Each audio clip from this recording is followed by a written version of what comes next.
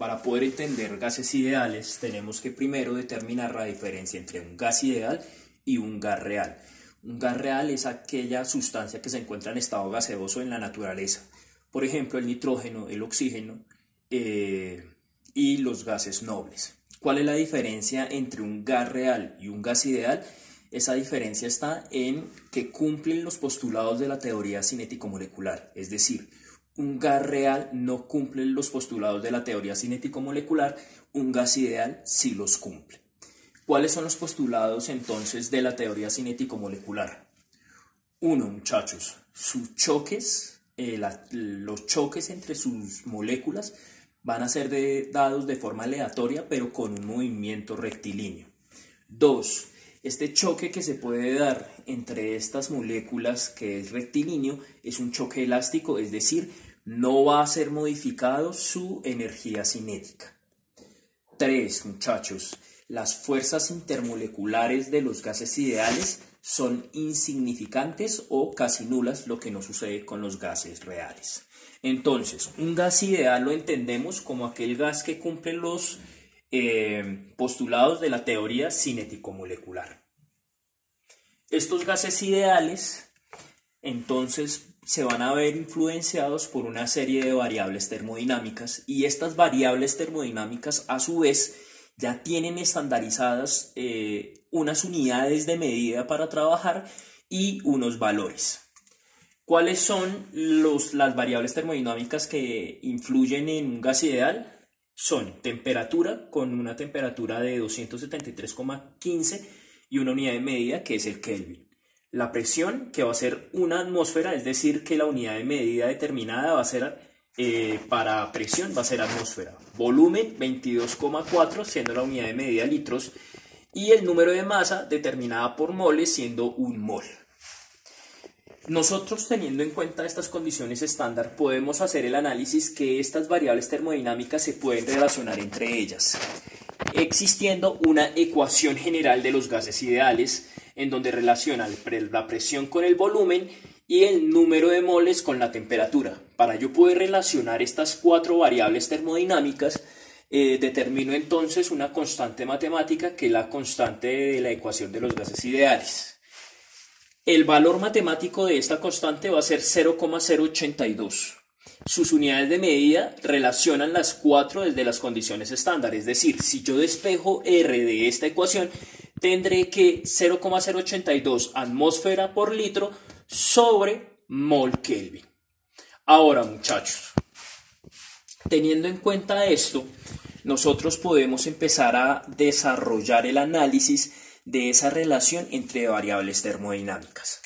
Una primera relación que yo puedo encontrar es la presión y el volumen. Cuando yo coloco entonces en un ejemplo una jeringa y esa jeringa está vacía y yo aumento, yo subo el émbolo de la jeringa y obstruyo el espacio en donde va la aguja, yo puedo generar una presión en esa jeringa.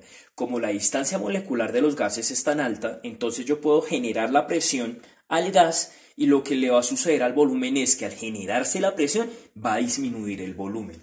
Entonces, gráficamente yo puedo decir que el volumen se puede relacionar con la presión y que la relación entre presión-volumen es inversamente proporcional. Es decir, en la medida que yo aumente la presión, puedo disminuir el volumen, o en la medida que yo disminuyo la presión, puedo aumentar el volumen. Quiere decir que la primera ley que yo trabajo va a ser la ley de Boyle.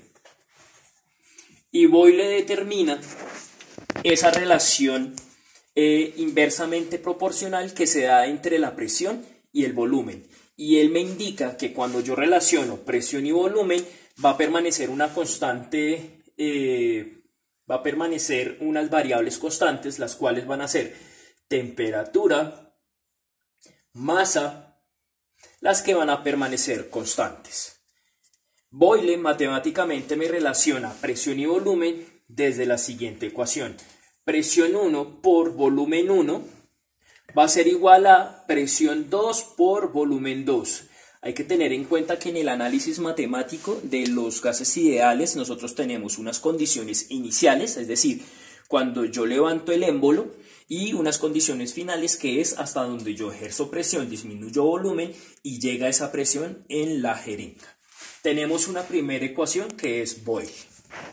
La segunda relación matemática que yo puedo generar desde los gases ideales es volumen con temperatura. Un ejemplo entre volumen y temperatura está dado por lo menos cuando yo inflo un globo y ese globo lo coloco en la nevera. Cuando yo coloco ese globo en la nevera determino un volumen, pero si yo lo estoy colocando en la nevera estoy modificando la temperatura. Es decir, si yo dejo un día ese globo en la nevera, muy seguramente el globo va a disminuir su volumen. ¿Por qué? Porque estoy a su vez disminuyendo la temperatura. Entonces, la segunda ley que trabajamos dentro de ese análisis en este primer periodo fue Charles. Charles relaciona las variables termodinámicas de temperatura y volumen. Entonces, ¿qué me indica temperatura y volumen? Que si yo disminuyo la temperatura, disminuyo el volumen. O que si yo aumento la temperatura, aumento el volumen. Es decir, muchachos, la gráfica me daría algo así. Si yo aumento la temperatura, aumento el volumen. Pero si yo disminuyo la temperatura, disminuyo el volumen, lo que hace que esta relación sea directa, en donde la variable que va a permanecer constante sería presión y número de masa. Entonces, matemáticamente, Charles me dice que volumen 1 sobre temperatura 1 va a ser igual a volumen 2 sobre temperatura 2. ¿De dónde estoy sacando las ecuaciones matemáticas? Desde el despeje de la ecuación general. Un tercer análisis que nosotros podemos hacer en cuanto a la relación de estas variables, entonces es presión con temperatura. Para relacionar entonces presión con temperatura, nosotros hablamos del trabajo que realizó Gay-Lussac. Y Gay-Lussac me indicaba lo siguiente, que si yo tengo en un recipiente herméticamente cerrado y a ese recipiente herméticamente cerrado le adiciono temperatura, puedo cambiar su presión. Es decir, muchachos, cuando nosotros tenemos de pronto una olla a presión, a esa olla a presión con el comportamiento del gas le aumentamos temperatura, va a aumentar su presión y directamente va a suceder lo mismo. Es decir, muchachos, si yo llego a aumentarle la temperatura a un gas y ese gas se encuentra confinado en un contenedor, puede aumentar a su vez su presión. O de forma inversa, si yo disminuyo la temperatura en ese contenedor confinado, lo que hago es disminuir la presión. Matemáticamente, Gay-Lussac, ¿cómo expresó esta ley? La expresó de la siguiente forma. Presión 1 por temperatura 1 va a ser igual a presión 2 por temperatura 2.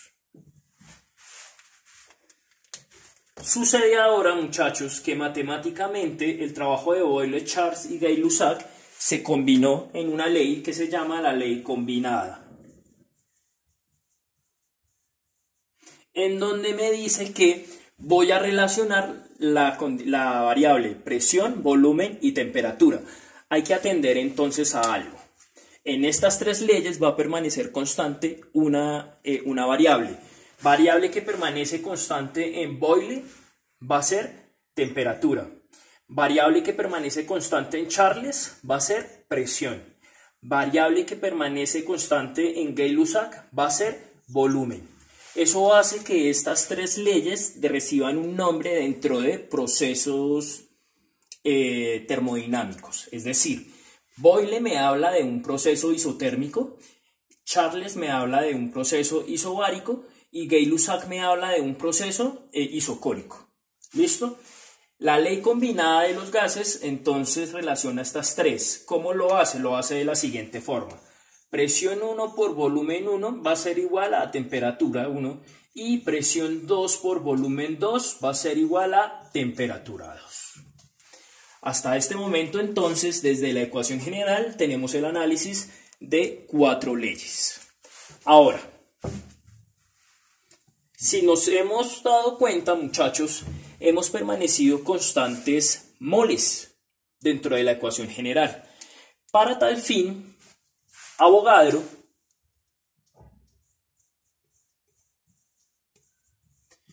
determina la relación del número de moles con alguna de las variables termodinámicas vistas. ¿Qué variable termodinámica entonces él relacionó? Él relacionó el número de moles con volumen.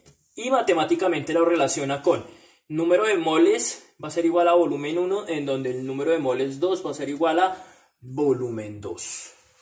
Es decir, la masa se va a ver directamente relacionada con el volumen. En la medida que yo aumento la masa, puedo aumentar el volumen. Eso me lo dice Avogadro. Por último, muchachos, la última ley que nosotros pudimos analizar en clase fue la ley de Dalton, que trabajó presiones parciales. ¿Qué quiere decir presiones parciales, muchachos? Hasta este momento hemos hecho el análisis del comportamiento de un gas. Pero ¿qué sucede cuando yo realmente lo que hago es hacer una mezcla de gases? Aparece lo que me dijo Dalton. Dalton dice, cuando yo genero una mezcla de gas, voy a obtener una presión total de la mezcla de gas. Y para tener en cuenta la presión total de la mezcla de gas, tengo que tener en cuenta la presión parcial de todos los gases que se ven relacionados en esta mezcla. ¿Listo? Para poder entender entonces a Dalton desde la presión parcial, entendida como la sumatoria de las presiones parciales dadas una presión total, también Dalton me indica que la presión en una mezcla, es decir, cada gas va a tener una presión individual como si él estuviera confinado en un espacio cerrado que genera esa presión. Dentro de una mezcla de gases, el gas sigue generando la misma presión, pero recuerden que aquí entonces Avogadro me habla de la masa. Dalton también tiene en cuenta la masa, es decir, cuando yo tengo una mezcla de gases puedo generar una presión total desde las presiones parciales de cada gas y a su vez puedo tener en cuenta entonces el número de masa total a partir de la masa parcial de cada gas que se encuentra confinado en esa mezcla. Muchachos, hasta este momento entonces hicimos la explicación matemática de las leyes de los gases que trabajamos en clase. La idea es que en estas clases virtuales podamos hacer de forma gráfica la retroalimentación de las mismas